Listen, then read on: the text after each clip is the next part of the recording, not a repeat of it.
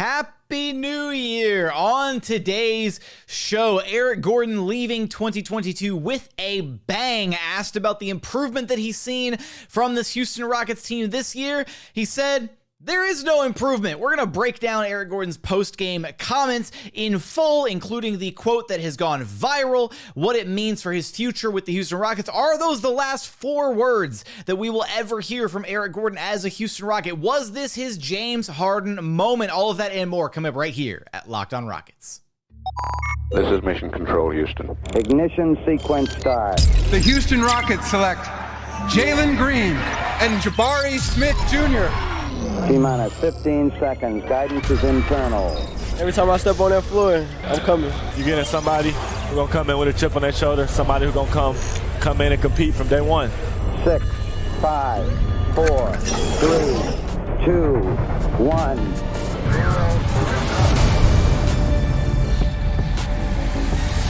Happy New Year. What's up, and welcome to another edition of Locked On Rockets, your daily podcast home for everything Houston Rockets basketball. As always, I'm your host, Jackson Gatlin, native Houstonian and credentialed media member. I'm also the host of Locked On NBA Mondays, host of the State of the Rockets podcast, as well as Rockets Watch. Be sure to follow along on Twitter at JT Gatlin, and the show, of course, wherever you listen to your podcasts, including YouTube, where you can help the show out a ton by commenting anything below. But for today's episode, I want to hear your thoughts on the Eric Gordon quote that is blowing up everywhere.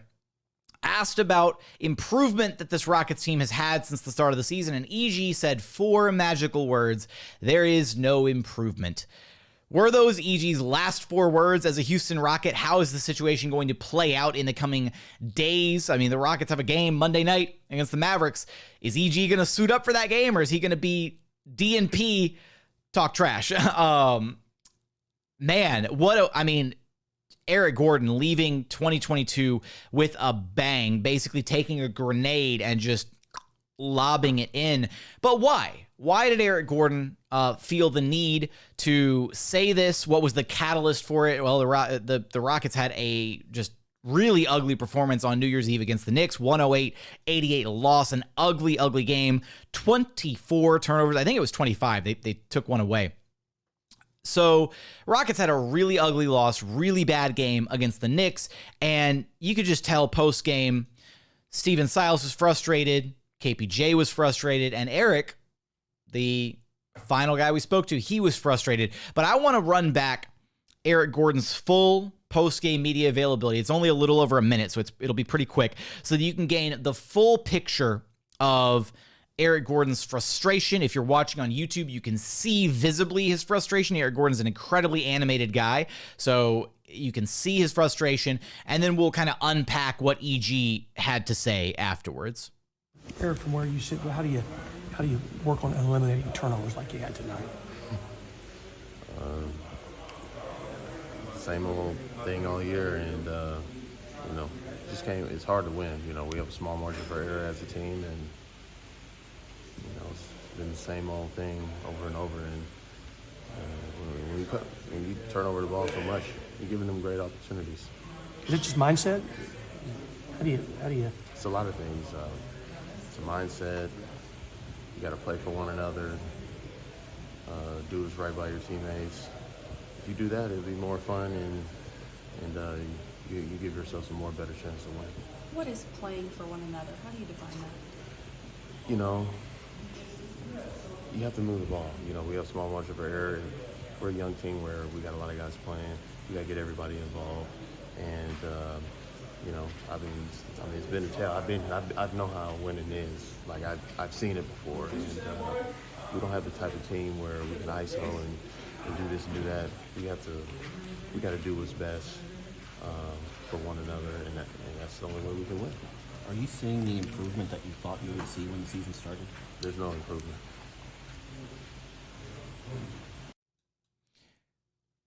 Wow.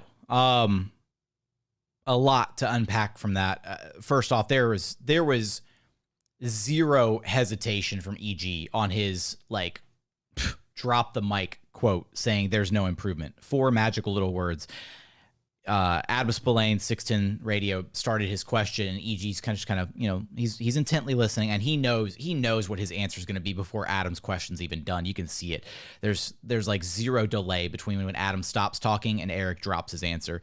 And then we were all kind of stunned. There's like collectively at times, there's like sometimes a player or a coach will have a quote, and you're just like, everybody collectively is like, nope, that's the walk-off quote. Nobody else open your mouth. That's the one we're ending on. And Eric was ready to answer more questions. I was going to tee up a question about like accountability for the turnovers and whatnot. I was like, whoa. I think there's a lot to unpack here. I think the takeaway, though, is Eric Gordon is done. Eric Gordon is fed up. Eric Gordon has soured on this situation. Whatever my understanding of his feelings towards the organization previously were, which was that he was, happy, bought in, cool to be here, enjoying his role, kind of mentoring these young guys, that has since done a 180. You can very clearly and visibly see that he is frustrated. He is upset. He's tired of the same old with this team, the turnovers, the inconsistent play, the, not sharing the basketball, the isolation, all that. And I'll push back on because there have been some people, that I've seen commenting on it and kind of blaming EG for some of that as well. And I do want to discuss that a little bit later on, but he's not wrong. Eric's not wrong in what he's saying. I think there has been some development, right? Like individual development, like certain guys have gotten better at certain things on an individual scale. But as a team, it feels like the team is starting to slide. Like we noticed this earlier in December, and it feels like the team is falling into some bad habits, the culture is shifting, whatever buzzwords you want to throw at it. It feels like they're getting away from some of the things that did make them successful earlier in the season. Maybe some of the bad habits are setting in. The losing is getting frustrating, all this stuff. So Eric Gordon's not wrong. And this was his James Harden situation is crazy moment, right? Not quite as remarkable as Harden's with, dropping his quote on Zoom and then, walking out of the room. It was a bit more on brand for EG to do it this way, to just give, 4 little words that are a direct indictment of the coaching staff, that are a direct indictment of the front office, that are a direct indictment of the entire organization, really, by saying there is no development. I mean, Eric's done. Eric doesn't want to be here anymore, and it is kind of amazing how badly the front office has fumbled the situation with EG, because he's a guy that, you could have gotten a first-round draft pick for. You could have moved on from a long time ago, and yet for some reason you haven't, right? Like, this organization did a fantastic job early on in the transitional period from, the Harden era to taking care of what guys wanted, right? Like, they got James to where he wanted to go. They took care of PJ Tucker. They took care of Ben McLemore. They took care of Boogie Cousins. They took care of they even took care of Victor Oladipo and got him to Miami, right? And I think that just kind of backs up the idea that, like, Eric Gordon wasn't, like, hankering for a trade back then. Like, he was cool. He was chilling with what was going on. But it's just the situation is sour to the point where Eric is now frustrated. The team is not playing good basketball. They're bottom in the conference for another year in a row. It's you hear it in Eric's voice, right? Same old, same things happening again. We're not playing for each other. We're not doing this, that, and the other thing. And he even goes like, I've played on good teams, right? He's like, I've been there, and we don't have the talent. We don't have the guys to just sit here and ISO, right? Like, he's having PTSD flashbacks to the 65-win Rockets with James Harden and Chris Paul, and that's exactly how they played, right? They played the, your turn, my turn, isolate, break down a defense and kick it to the open shooter, and that style worked when you had James Harden and Chris Paul at the point of attack, and you just don't have those guys anymore, so playing that same style or a similar version of that style is frustrating, I'm sure, for him, and it's frustrating to see the, adversity on a nightly basis. And at this point, the Rockets just need to do right by Eric Gordon. Like, I would be absolutely shocked if we see him play another game for the Rockets after this quote. Maybe we will, man. I mean, the Rockets play Mavericks Monday night. Maybe Eric Gordon's still out there, still in the starting lineup, still, out there. It could also be, it could be a number of things. It could be that the Rockets are very, very close to agreeing in principle on a trade with another team for Eric Gordon. And so he knows that he's getting ready to be on the way out. So now he's able to speak a little bit more freely about the situation at hand, the crazy situation at hand, if you will. But that's the takeaway here is Eric Gordon is done. Eric Gordon is fed up. He is frustrated with this team, and I think it's only a matter of time now. Like he basically turned the heat up to like 11 on the front office to do something with him, right? To either he's going to sit out and they're going to ice him until they find a trade partner, or he is going to play and be a disgruntled player, which is probably the worst case scenario. Or yeah, I mean, basically, the ball is in the front office's court now of how they want to handle this, and the way that they should handle it and the way that it should have been handled a long time ago is get Eric Gordon to a team where he can compete and play meaningful basketball again. I have the utmost respect for EG. He is, he's a Rockets legend. He really is, right? He hit one of the biggest threes in Rockets franchise history against the Golden State Warriors in Game 5 of the playoffs. He's won a Six-Man Award. He's been a consummate professional throughout his time here in Houston, and I imagine that there was a point in time where Eric Gordon probably wanted to retire a Houston Rocket. And it's unfortunate that it doesn't look like that's probably going to happen based on how much the situation is degraded kind of over time. But at this point now, I think the answer to the situation is very clear. You move on from Eric Gordon, you thank him for his work, you give best wishes moving forward, and you try to put him in the best possible situation for him to win, which to me screams get him to Phoenix Suns, reunite him with Chris Paul, and you also get back an asset, right? Get back a first-round draft pick, just do something, right, to recoup that value and just, wipe your hands. You say, all right, we're done with the situation, right? It's probably been well overdue, but it needs to happen now, and that's basically where we're at. So why did Eric feel the need to have this type of reaction after this game? What was the catalyst for this reaction from Eric Gordon? Well, the Rockets had a pretty ugly game against the New York Knicks, 108-88. Want to talk about that a little bit, as well as more thoughts and takeaways from the Eric Gordon situation, his post-game commentary, all of that. But first, today's episode is brought to you by Prize Picks. Next game, how about Jalen Green to score more than 24.5 points? What about Alperen Sengun to have more than 7.5 rebounds? And how about Kevin Porter Jr. to have less than 3.5 turnovers? So what is Prize Picks, right? How does Prize Picks work? Basically, you pick 2 to 6 players, and if they score more or less than their Prize Picks projections, you can win up to 25 times back on your money on any entry that you submit. There's no competing against other people. It's just you versus the projections available. Prize Picks offers projections on any sport that you watch. That's NBA, NFL, NHL, PGA, you name it, they've got you covered over at Prize Picks. Entries can be made in 60 seconds or less. It's that simple. Download the Prize Picks app or go to prizepicks.com to sign up and play daily fantasy sports. First-time users can receive a 100% instant deposit match up to $100 with promo code LOCKEDON. If you deposit $100, Prize Picks will give you $100. If you deposit $50, Prize Picks will give you $50. Don't forget to enter promo code LOCKEDON for an instant deposit match up to $100. And continuing on here at Locked On Rockets, your daily podcast home for everything Houston Rockets basketball. Man, Eric Gordon, just what a way to close out the year 2022. Shout out to EG. He's your Locked On Rockets player of the game from this one. He really did a number after this game. This game was ugly, man. 20-point loss at home to the Knicks, who were missing some of their key contributors. No Jalen Brunson for the Knicks, and the Rockets had 24 turnovers. Jalen Green was really, really bad in this game. Bruno Fernando was terrible. No Alperen Sengun, who was out with lower back soreness. Jabari Smith Jr. had a pretty so-so game. He was 50% from 3, but only 2 rebounds. Was in foul trouble for most of the night. Really struggled containing Julius Randle. EG, okay night. 12 points, 5 of 10 shooting, had 4 turnovers. The team as a whole had a gazillion turnovers, 24 as a team.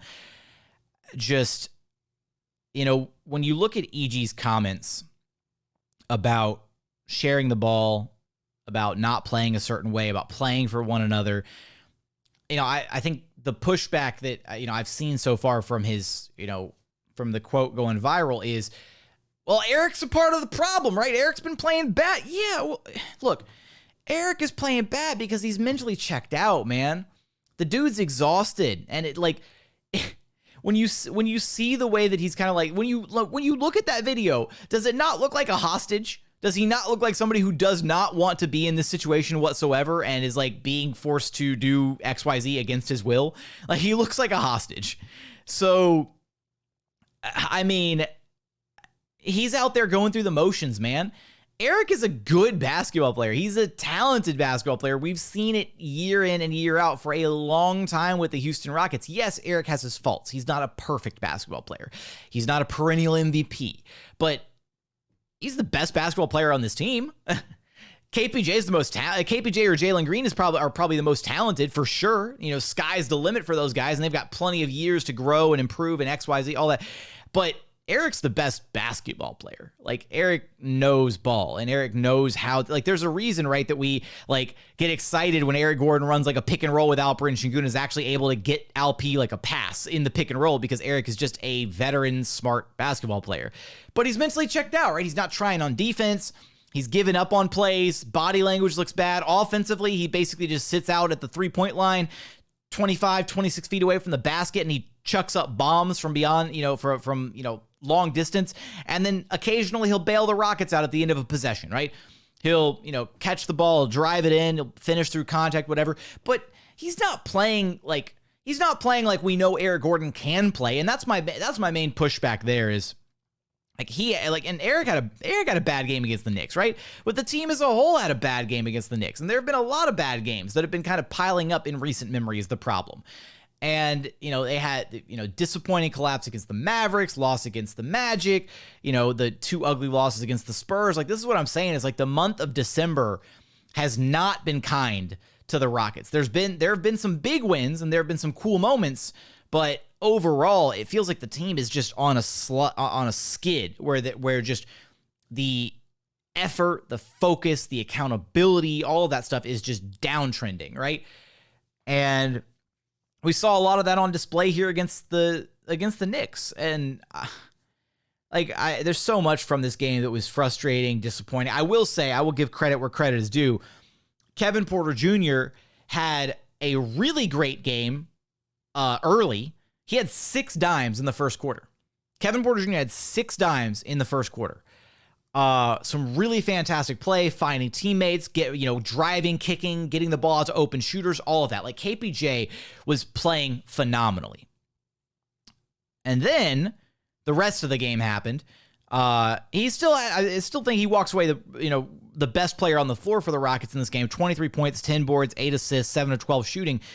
But at one point, he had 6 assists and 0 turnovers. He finished the game with 2 assists and 5 turnovers. So, like, I want to give him credit for being really good early in the game and diming guys up and having 6 dimes in the first quarter. Didn't have any assists in the second quarter, and I didn't go back and break down and tally where the turnovers happened and how they crept up. But for him to basically have 6 assists, 0 turnovers in the first quarter, and then over the course of the rest of the game, so 3 quarters of play to equate to 2 assists and 5 turnovers, that's not good. I'll give him credit for the first quarter, and I'll give him credit for the consistent shooting, and he had a good offensive night, but the turnovers were, and he wasn't the only one. Again, Jalen Green was really bad in this game. Similar to KPJ with the 6 dimes in the first quarter.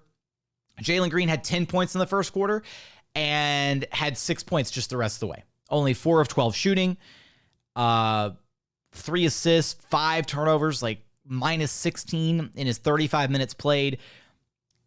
Bad defense, I think, collectively from the entire group. There were moments where guys were switching when they didn't need to switch and leaving shooters wide open and not picking up guys in transition. And the Rockets had 0 answer for Julius Randle, who went off for 35 points.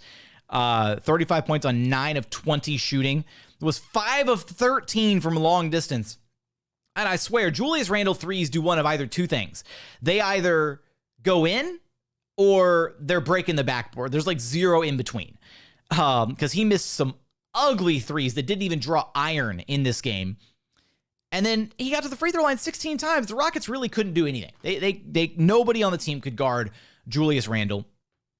And for whatever reason, with the absence of Alperen Sengun, the Rockets opted to start Bruno Fernando. And lob threat. I had tallied the Rockets center rotation plus minuses over the course of this game. And by the time that the game was over, by the time that the benches were cleared, Bruno Fernando finished the game minus 16 in 21 minutes played. Boban Marjanovic, who I guess the Rockets were just hell-bent on running a three-man center rotation no matter what, who played 8 minutes in this game, was a minus 7. And then Usman Garuba was a plus 3.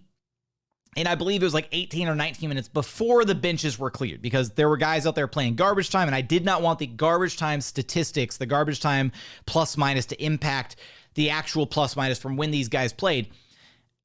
Garuba was the Rockets' best center in this game. That's not debatable. He was the most active on defense. He was setting the best screens.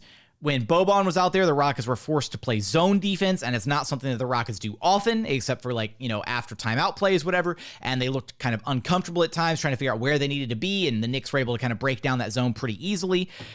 And then they just looked bad with Bruno in there. There's no other way to put it. The lob threat. The lob threat stuff only works in very situational matchups, and the fact that he was the go-to replacement for Alp in the starting lineup with Alp out due to lower back soreness is kind of confounding, because Garuba is very clearly the second best center on this team. And hell, I might even argue that Boban was more impactful in this game than Bruno Fernando was. Bruno had 1.5 boards and 2 blocks, 0 of 2 shooting. Boban finished with 6 points, 3 boards on 2 of 2 shooting. I don't know. It was disappointing. It was very disappointing seeing that 5-man rotation. Jabari Smith Jr. was struggling with Julius Randle. Randle was just bulldozing through whoever, whether it was Jabari, whether it was Tari, whether it was Garuba, whether it was KJ. It didn't matter who it was. Julius Randle was bulldozing through everybody. Emmanuel Quickley also had a big night for the Knicks. 9 of 25 shooting. Really an inefficient night, but 27 points, 4 of 13 shooting, also 13 triples for him, just like Julius Randle, 7 dimes.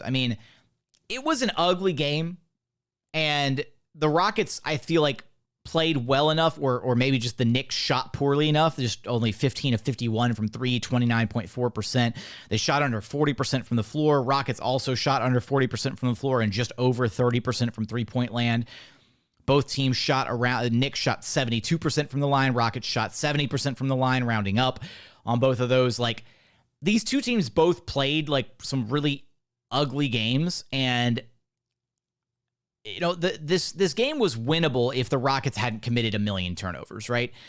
The points off turnovers the Knicks actually had. The Knicks had 37 points off the Rockets' 25 turnovers. You can't win a game like that. You just can't.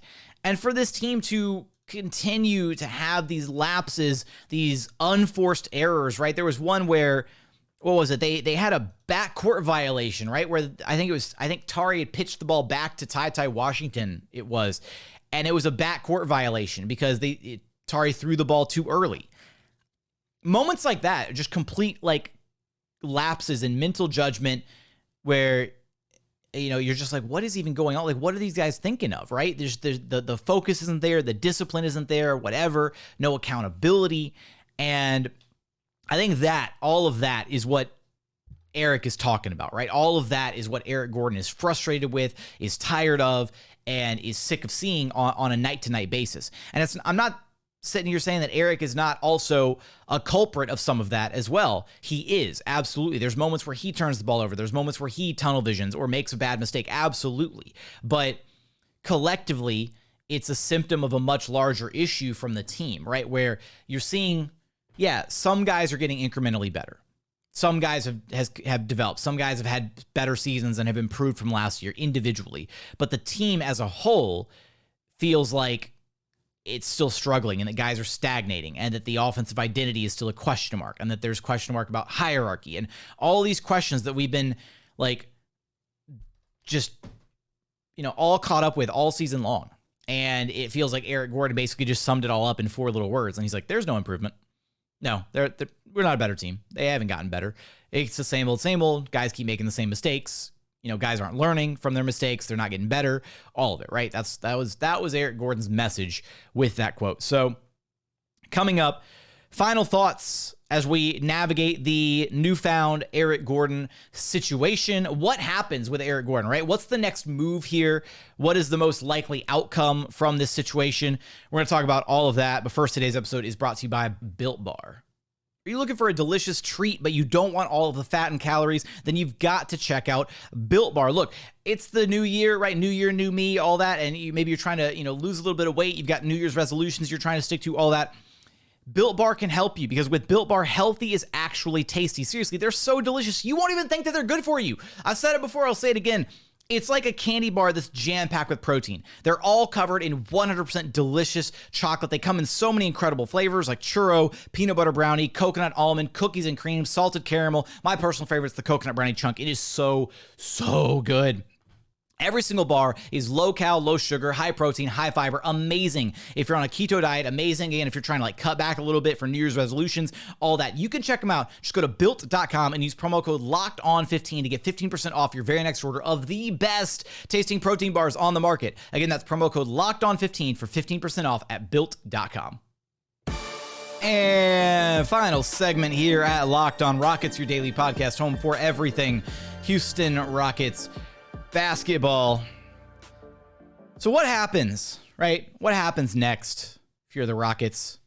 First off, what happens with this soundbite? Like, I'm probably gonna bludgeon this over the head repeatedly, but you just be like, hey man, how are you coming along with your, I know you said your New Year's resolution is to go to the gym and, work out a little bit more. How's that coming so far? There's no improvement. I'm going to use that soundbite very, very liberally over the coming days and weeks. And I don't have it on the soundboard yet. I should have put it on the soundboard before starting the show, but I just have it saved as the video clip. Look, I think this situation is going to basically turn into the Rockets are going to move on from Eric Gordon. I feel like the Suns make a ton of sense as a potential suitor. There have been rumors there. The Rockets have been connected to the Suns previously in trying to potentially get an Eric Gordon deal done. There have been hangups on getting it, fully completed. I do not in whatsoever do not want to see KJ Martin also included in a potential Eric Gordon deal. I would be so frustrated if that were to happen. But EG to the Suns just makes a ton of sense, right? They need help. They need backcourt help in the absence of Devin Booker, and having additional backcourt help will be nice even when Devin Booker makes it back. He has history with Chris Paul. Those two guys enjoyed playing with one another. The Suns are playing high-level basketball, which is what Eric Gordon wants. All of this, right? So the Suns make a ton of sense as a potential suitor. If I had to put money on it, which you can if you go to betonline.net, I would put my money on Eric Gordon landing in Phoenix. That to me is the situation that makes the most sense. And if I had to wager, I'd assume that the Rockets are, either again in the midst of discussions, and that's kind of where I feel like the only reason Eric Gordon had this very candid moment on camera talking about the frustration and kind of airing out his frustrations is because there's got to be a deal that's either already done or very, very close to getting done. Because Eric, throughout all of this, has been a consummate professional. There's moments where you see his frustration, but he never really lets the professional, the professional demeanor slip, right? Where we've got to do better. We've got to play as a team, this, that, and the other, like all the kind of canned responses. And yeah, it hit a boiling point after this loss against the Knicks because it was an ugly game. It was bad. It's New Year's Eve. Guys are frustrated, all of this, right? So, and on top of everything, right, you've got the lingering cloud now hanging over the organization of, oh, James Harden might come back. And I don't know if that, is causes PTSD for Eric or what, but because even there were there's times even when Eric was playing with Harden that things were frustrating, because of all the ISO play and all, the unguardable tour and all that, which it's different when you're winning games, but it's still, I'm sure a frustrating brand of basketball for somebody who is as much of a basketball purist as Eric Gordon is. But for the Rockets, I feel like Eric Gordon has probably played his last game for the Rockets. And if he suits up Monday against the Mavericks, I feel like that is absolute worst case scenario, because then you're basically like negotiating a live hostage situation, right? Like I talked about it before. It's just at that point you are setting yourself up for Eric Gordon to go out there and mail it in on the court, which then damages any and all remaining leverage that you have right now in potential deals for Eric Gordon or teams that are coming, asking to procure his services, whatever. Like this quote has already probably done some damage, because now teams understand like, oh yeah, Eric doesn't want to be there. And now it's like an outward public facing, like, oh yeah, get EG out of Houston. And so now teams are going to be calling up thinking that they can finesse the Rockets front office. And if the Rockets have hopefully they stand pat and try to at least salvage the situation, get a first round draft pick for Eric, but it just hurts the negotiations even further. And now if you roll Eric back out there, and you just roll him out there like nothing happened, just, starting lineup, number 10, Eric Gordon, who believes there's no improvement that's happened this season for this team. Like that doesn't bode well for team chemistry, for inspiring confidence, the veteran leadership that you want out of your stable your stabilizing veteran force in Eric Gordon, all of that, right? So I'd assume that moving forward we will not see Eric Gordon in the lineup, in the rotation, whatever. I'm assuming there will probably be some, okay, he's going to take a leave of absence, distance himself, whatever, and the Rockets are going to ice him until they can find a suitor for him. But now they've got to do this whole song and dance of, trying to negotiate with teams from a point of what feels like now zero leverage. Like that's kind of where I feel like the team is at, is they've got zero leverage in the Eric Gordon discussions, because now teams know that he is fed up, he wants out, he wants to be gone. All of the above, A, B, C, D, E, F, whatever, all the points, all the reasons. And again, I kind of can't blame him. Like we've seen so much of this season where, and Eric is like, it's not that like Eric is just like, he hates everybody on the right. Like that's not it whatsoever. Like Eric is incredibly complimentary. He thinks, Kevin Porter Jr., has this incredibly high ceiling and has all the talent in the world. And he's played with guys like James Harden and Chris Paul, right? He's incredibly high on what Jalen Green can be. He speaks so highly of Alp, and what he does on the basketball floor, and Jabari Smith Jr.'s work ethic and all that. He does commend these young guys. And I do think he has played a role in helping them and teaching them how to be a professional and teaching them how to be a pro and an NBA player and all that. But at the same time, to be in this situation at this stage in Eric's career, to have the uncertainty with his contract moving forward, not knowing, not seeing this organization taking strides, right? It very well could be that Eric was sold on the idea of, previously, right, that this team was going to be bad for a little while, that they were going to have young guys and that they were going to kind of rebuild, and that the timeline was for them to be competitive again by next season, right? But as it stands right now, the Rockets don't look like they're ready to be competitive next season. Now, this all could change very drastically this offseason, right? If the Rockets get the number 1 overall pick and they draft Wemby, and then maybe they bring back an impact guy like a James Harden or, some other combination of guys, whatever, then yeah, maybe you're ready to be competitive if you make some, a couple big splashes this offseason in the draft and in free agency, and maybe you add another impact player, then yeah, I could see them being competitive next season. But if the message, if the idea that was sold maybe to EG originally was, hey, we're going to be bad for a couple of years, we want you to stick around, we appreciate what you bring to the team, we want you to kind of be the vet for these young guys, and we're going to be good again by 2023, 2024. Like, we're going to be fighting for the playoffs again. We're going to be playing high-level basketball again. Like, all these, like, promises, right? Promises made to Eric. And as we are navigating this season, it does not look like this team is going to be ready to play high-level basketball next season, right? I'm not even completely sold on the idea that if James Harden and Wemby come to Houston, I don't even know if that team, like, I don't know if that team instantly becomes, like, a play-in team. They might. That's a lot of talent. And you would hope that they would become a play-in team at a minimum and like get some playoff experience for Jalen and Jabari and KPJ and Sengun, whatever, like all of that. But I don't think it's a guarantee at all. I think it's far from a guarantee, honestly, at this point. So, and maybe that's maybe that's the kind of the writing on the wall that Eric sees is, you know, he wants to play, I'm sure he wants to play competitive basketball again.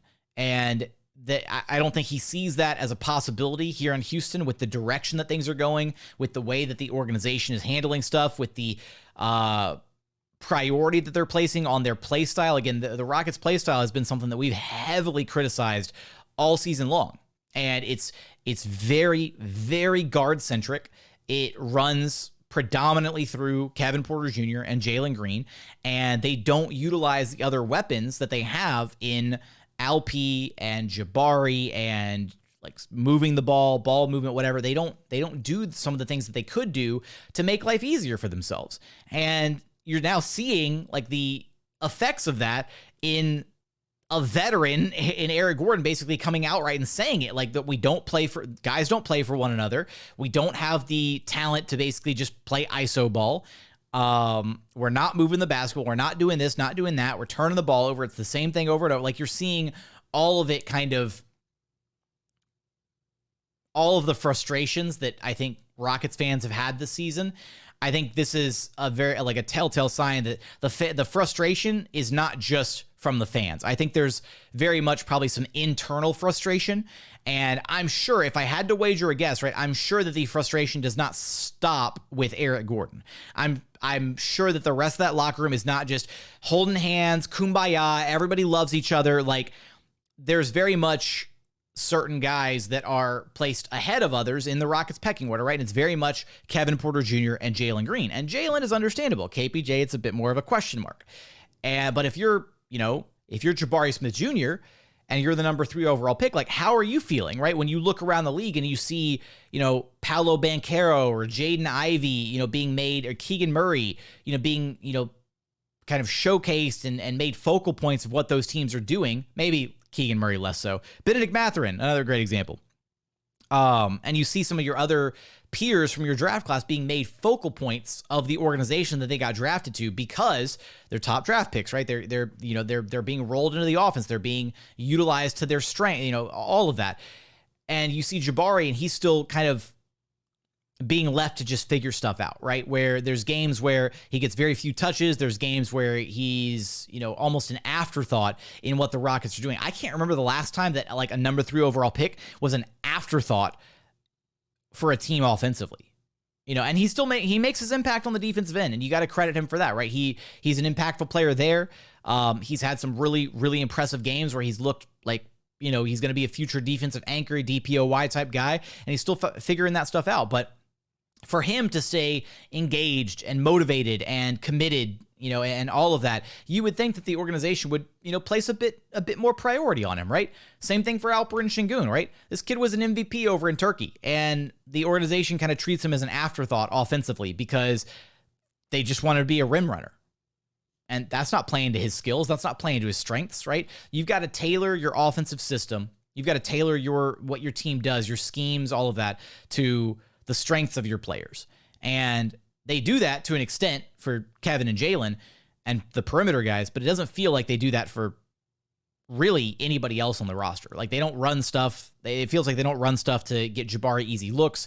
It feels like they never give Sengun the ball in the post, all these different things. And so all this frustration that Eric Gordon just happened to verbalize and vocalize in 4 little words, I'm sure there's frustration elsewhere in the Rockets locker room, and it does not stop with EG. So with that, I think Eric Gordon's probably played his last game as a Rocket, and I think that there's more than likely a trade either in the works or already completed that is, yet to be announced. So be on the lookout for that, because of course we'll have you covered for that here at Locked on Rockets, placing my money on the Phoenix Suns. I feel like that is the team that makes the most sense as an EG suitor.